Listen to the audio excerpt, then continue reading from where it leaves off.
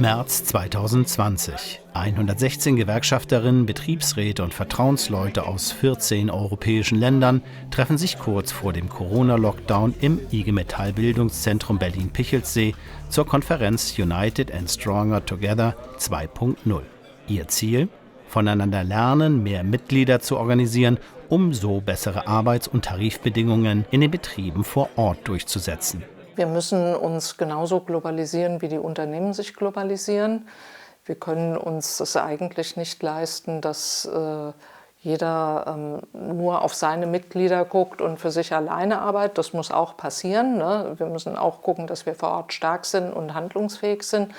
Aber es muss genauso in unser aller Interesse sein, dass die Gewerkschaften an den anderen Standorten, in anderen Ländern eben genauso handlungsfähig und stark sind. Denn wenn Gewerkschaften, Betriebsräte und Vertrauensleute europaweit zusammenarbeiten, kann das Management die Belegschaften der Standorte nicht mehr gegeneinander ausspielen.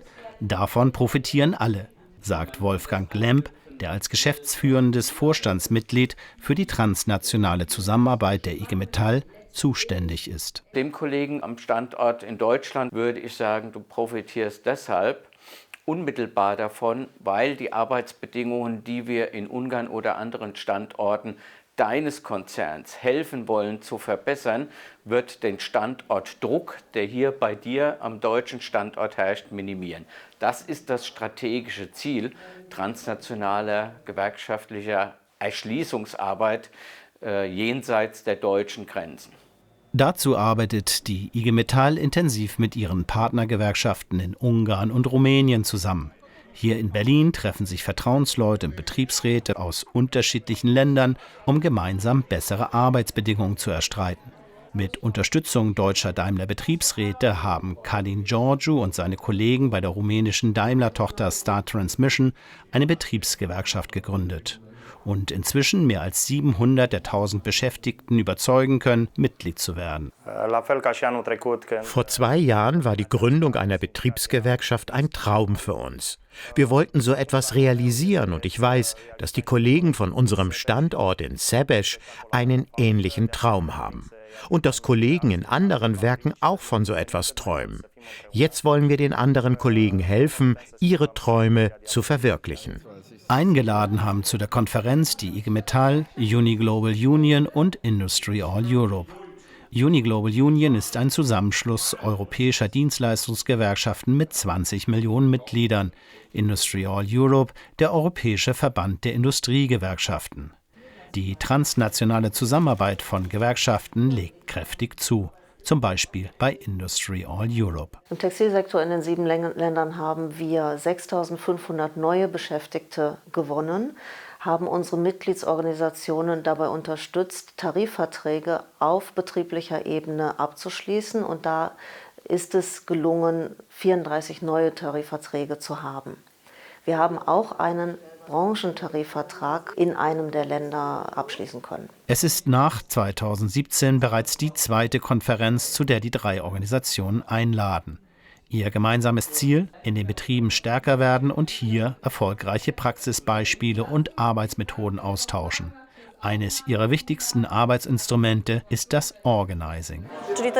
Es gab hier sehr viele Workshops und was mich vor allem fasziniert hat, ist die Grundlage für eine solide Gewerkschaftsarbeit, nämlich das Organizing.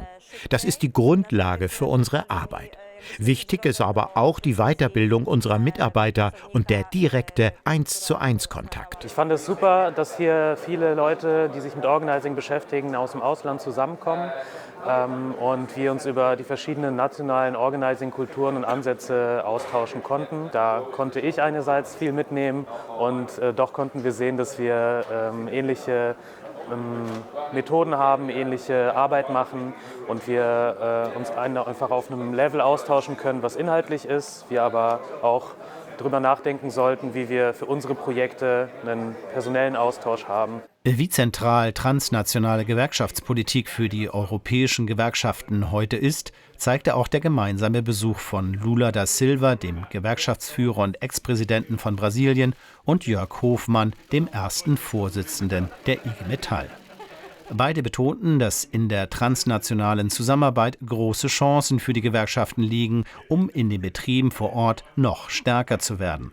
Lula startete sein berufliches Leben als Gewerkschafter und organisierte mitten in der Militärdiktatur einen Streik in der Automobilindustrie. Kämpft, mischt euch ein, gestaltet. Die Gewerkschaftsbewegung muss mehr tun, als nur über Löhne und Unternehmenspolitik zu sprechen, lautete seine Botschaft an die Teilnehmer.